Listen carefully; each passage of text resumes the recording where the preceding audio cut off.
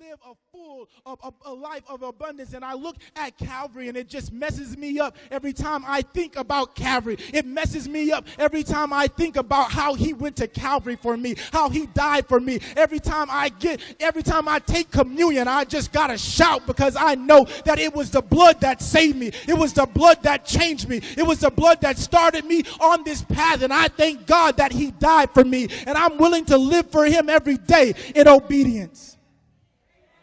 Young people, don't lose it. Don't lose your desire to please your parents. Don't lose your desire to honor God. Don't lose your desire. Don't let the world distract you. Don't let the enemy take you out of stride with God. I promise you that the road is narrow, and you will be all by yourself, but keep following that path that God had for you, because I believe that God is going to do a new thing in your life when you trust your life to him. He says you can have life and have it more abundantly. And I'm so glad that he died for me that day. I'm so glad that he went to Calvary for me. And I'm so glad that he said that nobody forced him up on there. He said, I give my life freely. And I know that if I give it freely, I can take it back again. And the Bible says that 3 days later, he got up with all power in his hands. And I'm so glad that I can live in that power. I can walk in that power. I can be broke as a joke, but I can walk with a smile on my face knowing that he started a new life